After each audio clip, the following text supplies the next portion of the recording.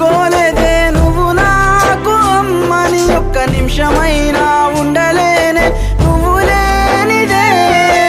9 నెలలు మోసి నన్ను కన్నావా నా జానమ్మ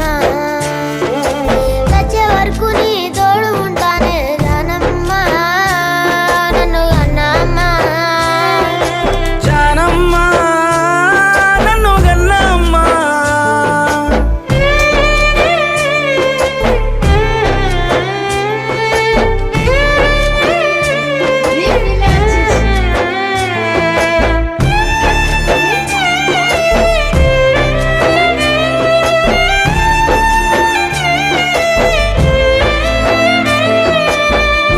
మెతుకులు తినడానికి లేకున్నా కొండంత కష్టం